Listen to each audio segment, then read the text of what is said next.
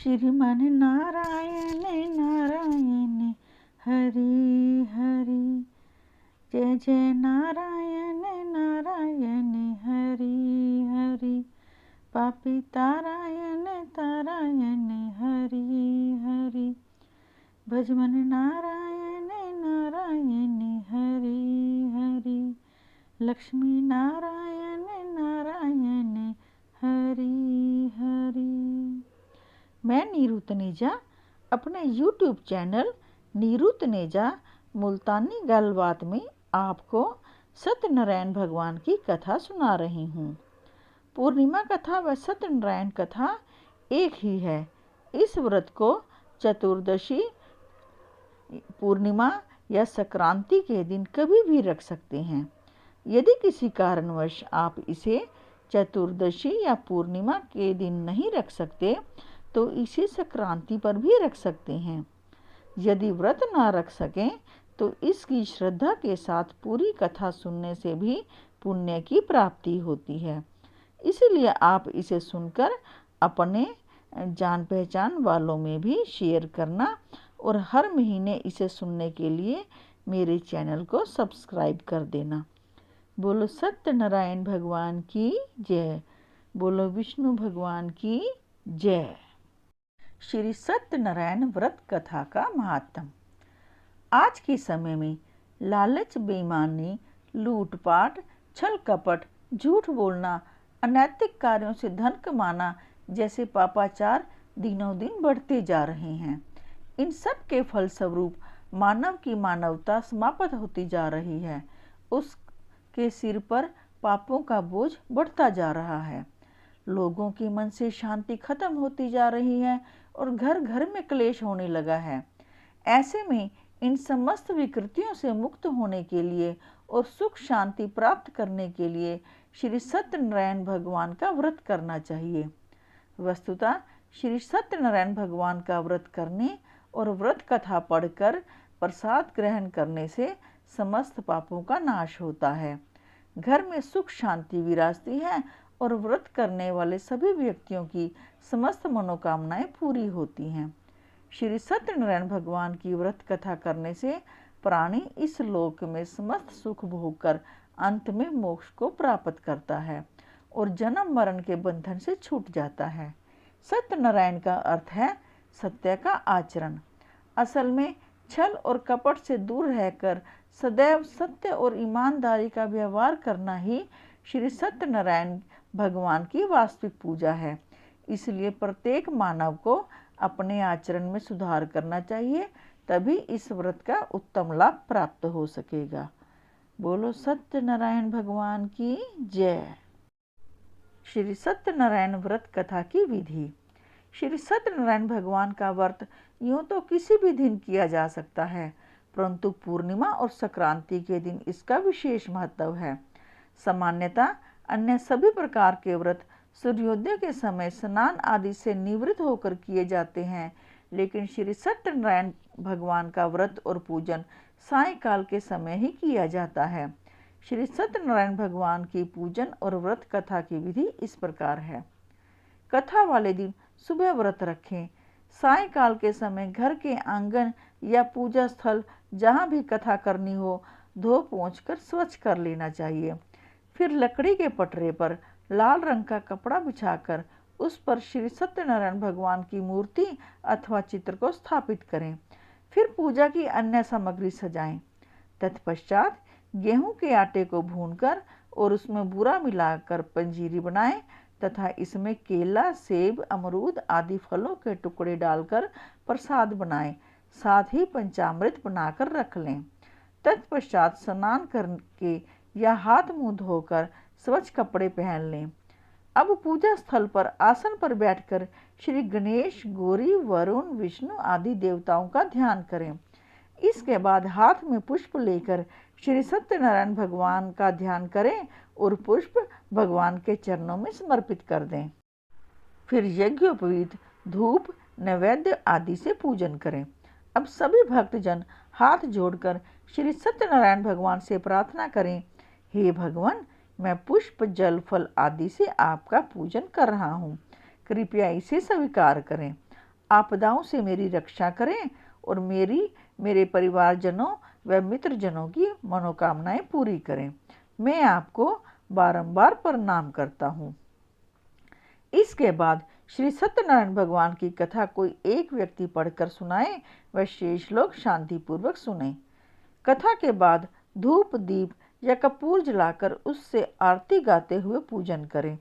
तत्पश्चात प्रसाद और पंचामृत का वितरण करके स्वयं भी ग्रहण करें। इसके बाद भोजन ग्रहण करें।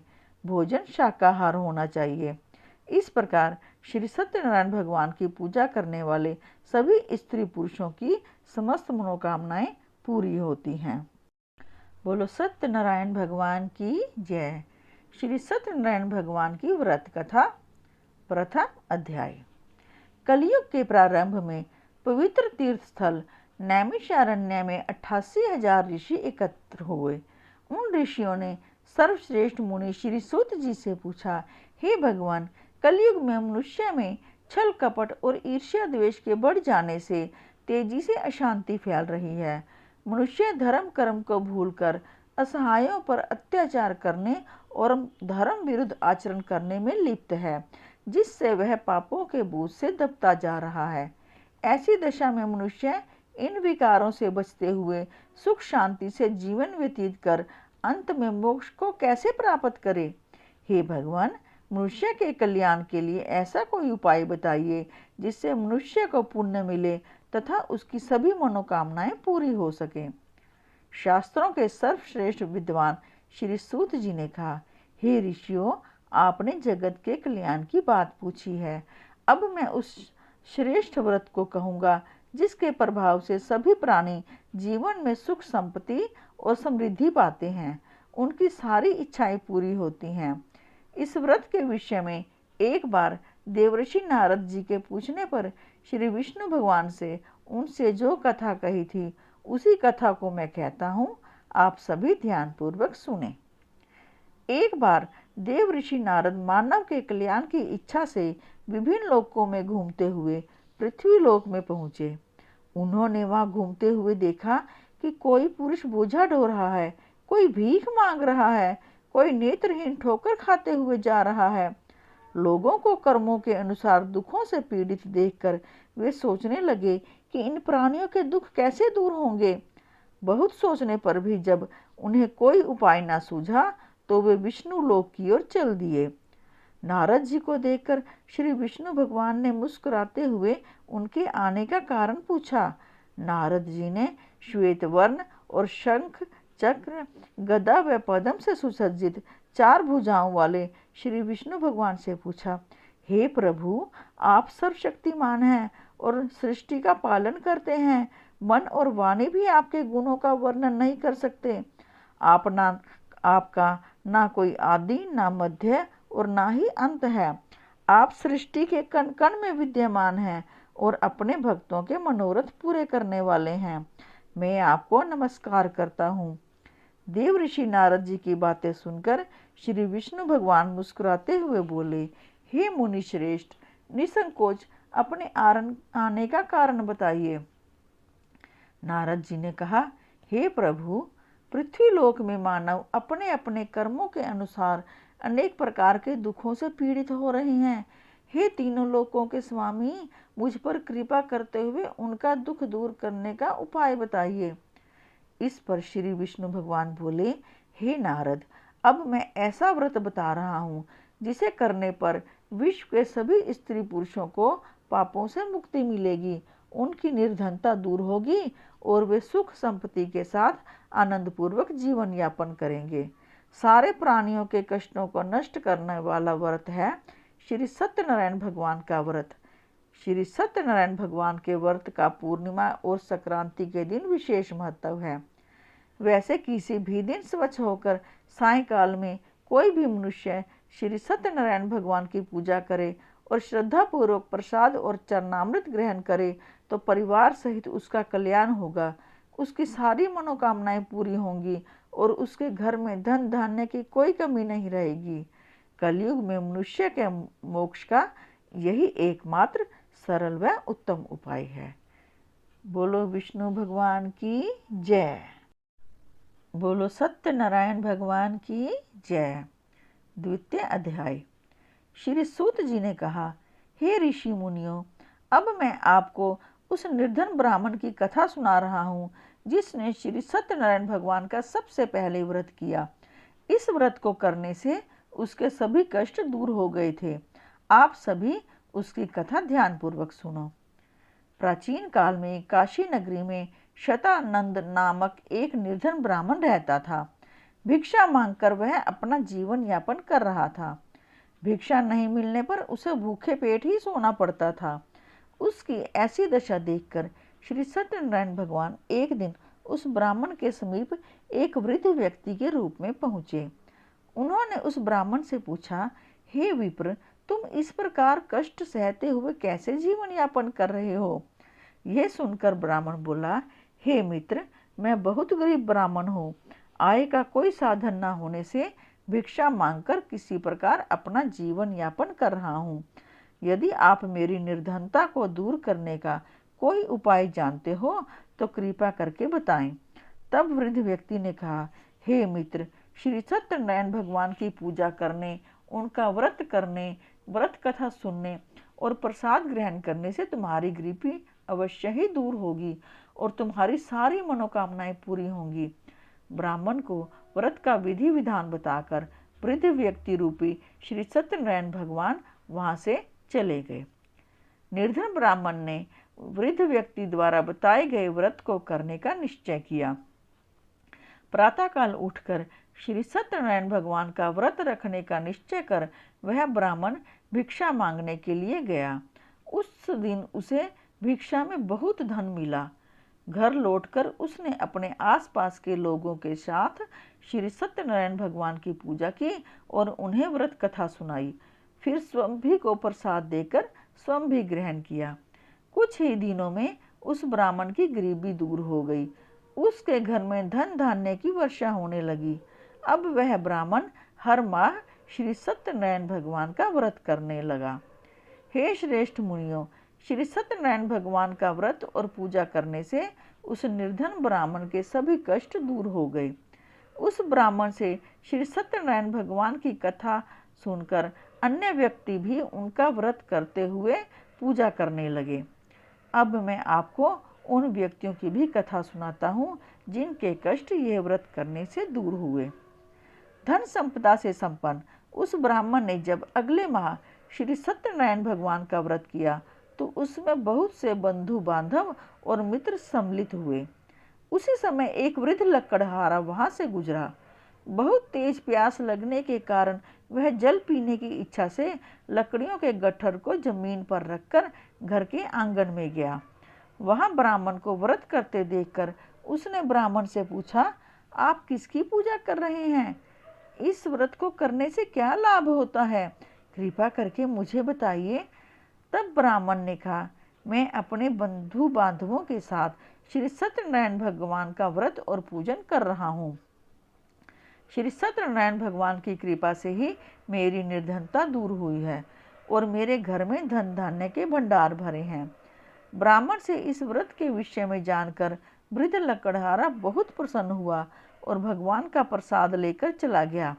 चलते हुए लकड़हारे ने सोचा कि आज इन लकड़ियों को बेचने पर जो धन मिलेगा उस धन से मैं श्री सत्यनारायण भगवान की पूजा करूंगा। ऐसा विचार करने के कारण उस दिन उसे लकड़ियों के पहले से अधिक रुपए मिले। उसने उन रुपयों से केले की फली, घी, दूध, दही, गेहूं का आटा और शक्कर आदि सामग्री ली। घर लौटकर उसने अपने परिवारजनों के साथ श्री सत्यनारायण भगवान का व्रत और पूजन किया। श्री सत्यनारायण भगवान की पूजा करने और व्रत कथा सुनने के उपरांत प्रसाद बांटकर उसने स्वयं भी प्रसाद ग्रहण किया। इससे लकड़हारे के घर में धन धान्य की वर्षा होने लगी। श्री सत्यनारायण की भगवान की पूजा करते हुए लकड़हारा आनंद पूर्वक जीवन बिताकर अंत में वैकुंठ धाम गया। बोलो श्री सत्यनारायण भगवान की जय। बोलो श्री विष्णु भगवान की जय। तृतीय अध्याय। श्री सूत जी ने कहा, हे श्रेष्ठ ऋषि मुनियों, अब मैं आगे की कथा सुनाता हूँ। प्राचीन काल में कनकपुर में उल्कामुख नामक एक बुद्धिमान राजा था। राजा सत्यवादी और जितेंद्रिय था। वह प्रतिदिन मंदिर जाकर श्री सत्यनारायण भगवान की पूजा करता और निर्धनों को अन्न वस्त्र आदि देकर उनके कष्ट दूर करता था। उसकी पत्नी सुभद्रा बहुत सुशीला और सती साध्वी थी।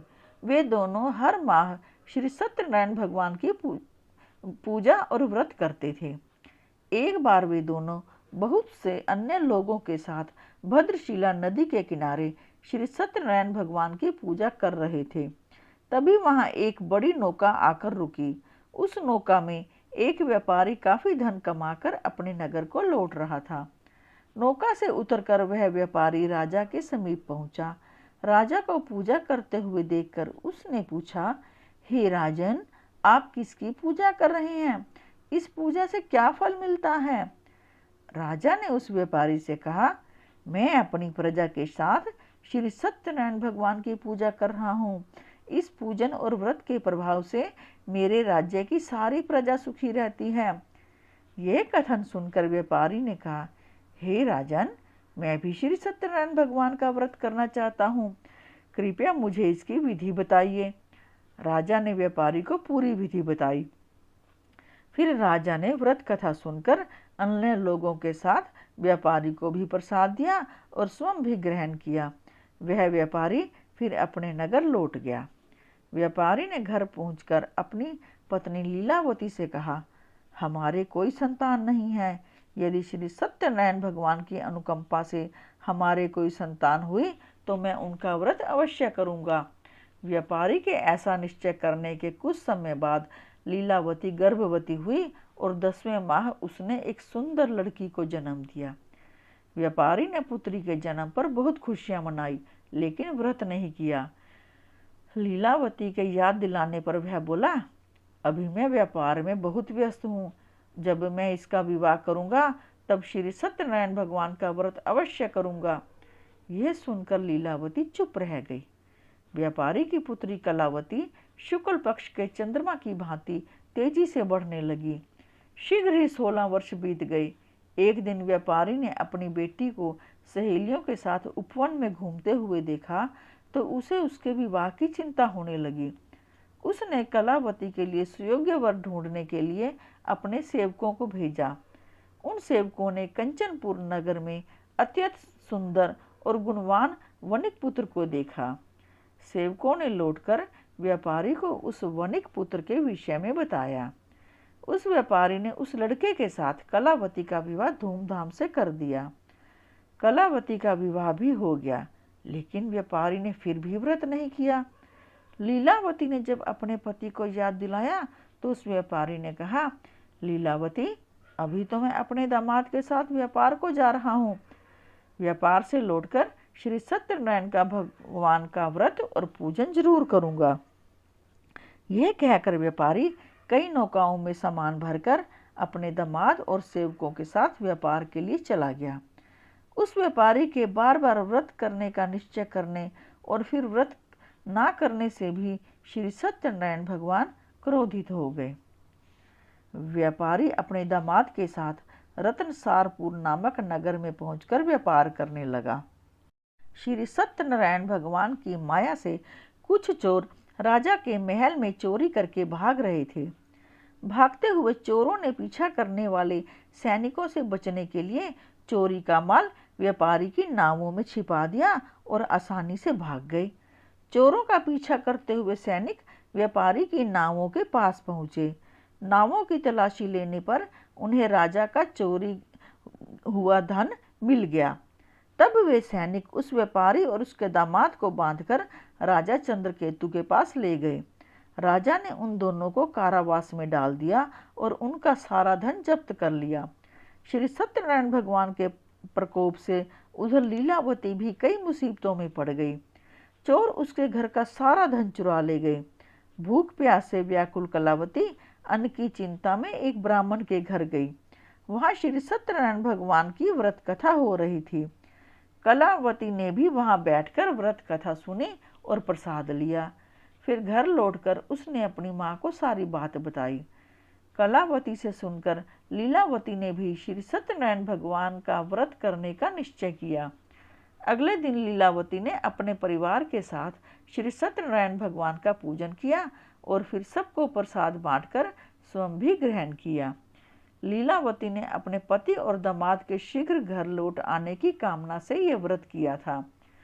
लीलावती के विधि पूर्वक व्रत करने और प्रसाद ग्रहण करने से श्री सत्यनारायण भगवान प्रसन्न हो गए और उसकी मनोकामना पूरी की।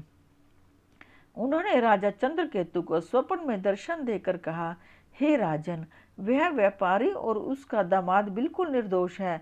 सुबह ही उन दोनों को छोड़कर उनका सारा धन लौटा दो, अन्यथा तुम्हारा सारा धन, वैभव, राज्य आदि नष्ट कर दूंगा।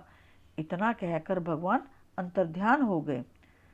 प्रातः होते ही राजा चंद्रकेतु ने अपने मंत्रियों और राज ज्योतिषी को रात के स्वप्न के बारे में बताया और तुरंत उन दोनों को छोड़ दिया। उनका सारा धन भी लौटा दिया।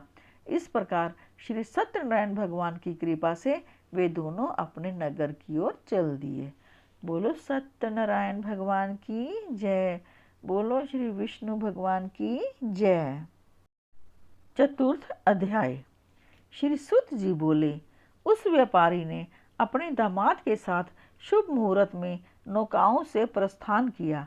लंबी यात्रा के बाद एक नगर के तट पर नौकाओं को रोककर दोनों भोजन करके विश्राम करने लगे। तभी श्री सत्यनारायण भगवान साधु के रूप में वहां पहुंचे। उन्होंने व्यापारी से पूछा, हे वणिक, तेरी नौकाओं में क्या है? मन ही मन ये सोचकर कि साधु अवश्य ही कुछ मांगने की इच्छा से पूछ रहा है, व्यापारी ने झूठ बोल दिया, हे दंडी स्वामी, मेरी नौकाओं में तो बेल और पत्थर भरे हैं। व्यापारी के झूठे वचन सुनकर भगवान ने कहा, हे वैश्य, तुम्हारा वचन सत्य होगा। इतना कहकर दंडी वेशधारी भगवान वहां से चले गए। व्यापारी ने जब अपनी नौकाओं में बेल और पत्ते भरे हुए देखे तो वह मूर्छित होकर गिर पड़ा। कुछ देर बाद जब उसकी मूर्छा दूर हुई तो वह विलाप करने लगा। तब उसके दामाद ने कहा, ये सब उस दंडी साधु के श्राप की वजह से हुआ है, अतः हमें उनकी शरण में जाना चाहिए, वही हमें इस विपत्ति से छुटकारा दिलाएंगे। दामाद के वचन सुनकर वह व्यापारी उस दंडी साधु को खोजने लगा।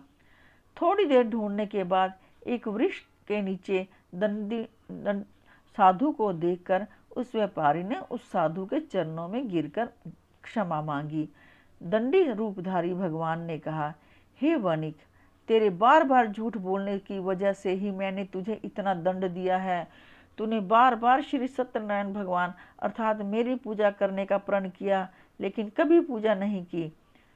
तब व्यापारी ने हाथ जोड़कर कहा, हे भगवान, आप तो दीन दुखियों के कष्ट दूर करने वाले हैं, मेरी इस गलती को क्षमा करें। आपके रूप को तो ब्रह्मा आदि भी नहीं जान पाते, फिर भला मैं अज्ञानी कैसे समझ सकता हूँ। अब मैं सदैव श्री सत्यनारायण भगवान का व्रत और पूजन किया करूँगा, आप मुझ पर कृपा करें। व्यापारी की क्षमा याचना सुनकर भगवान ने उसे क्षमा कर दिया। तभी व्यापारी की नौकाओं में भरे हुए बेल और पत्ते पुनः धन धान्य में परिवर्तित हो गए। व्यापारी ने अपने दामाद के साथ अगले दिन श्री सत्यनारायण भगवान का व्रत और पूजन किया। फिर व्यापारी अपने नगर की ओर चल दिया। अपने नगर में पहुंचकर व्यापारी ने एक सेवक को अपने घर भेजा। सेवक ने घर पहुंचकर लीलावती को व्यापारी के पहुंचने की सूचना दी। लीलावती और कलावती श्री सत्यनारायण भगवान की पूजा कर रही थी।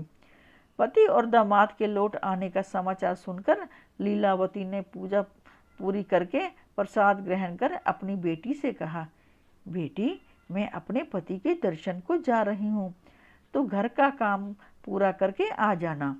यह कहकर लीलावती चली गई।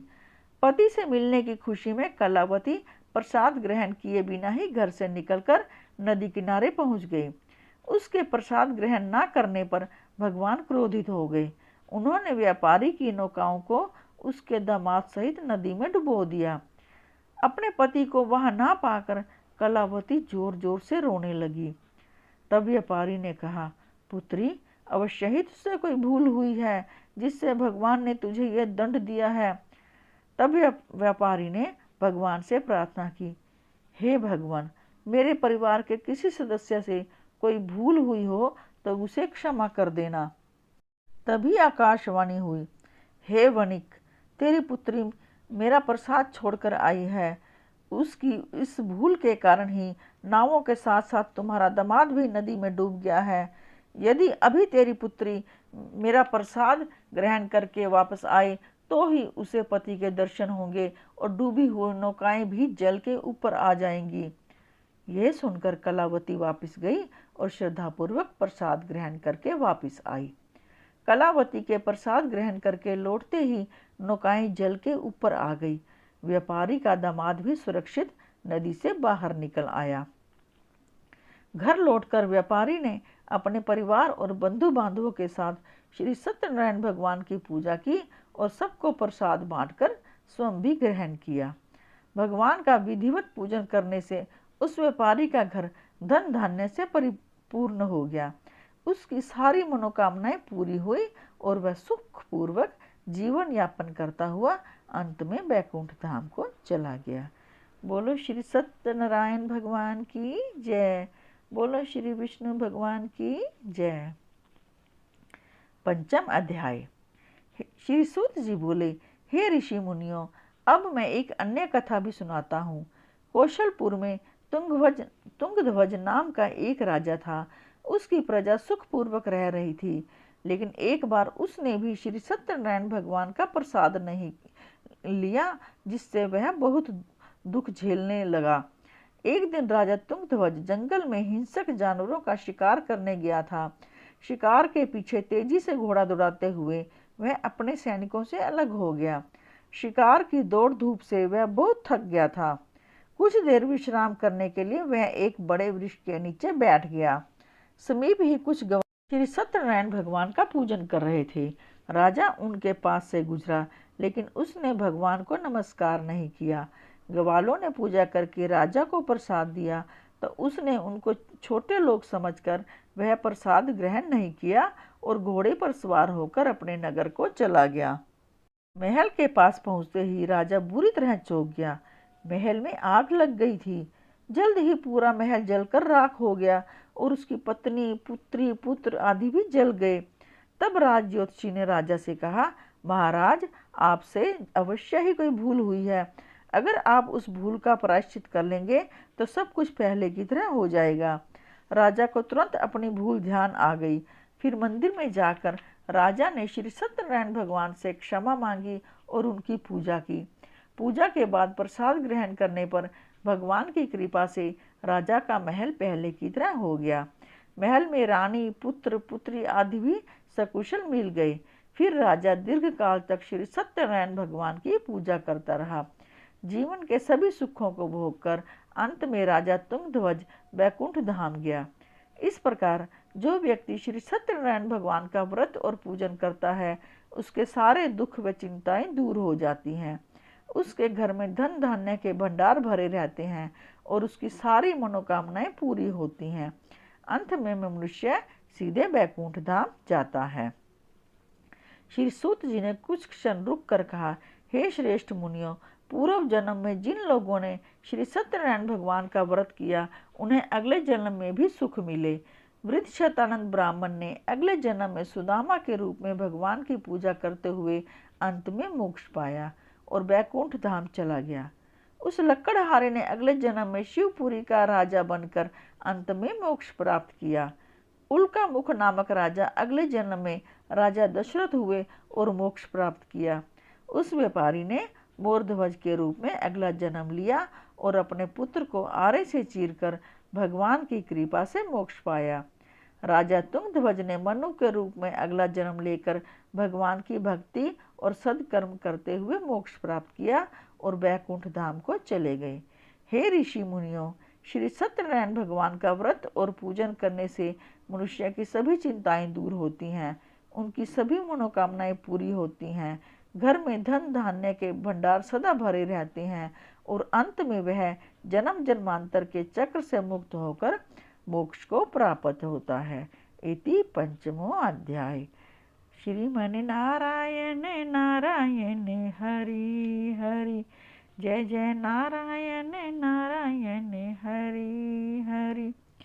भजमन नारायण नारायण हरि हरि, पापी तारायण तारायण हरि हरि। लक्ष्मी नारायण नारायण हरि हरि। बोलो श्री सत्यनारायण भगवान की जय।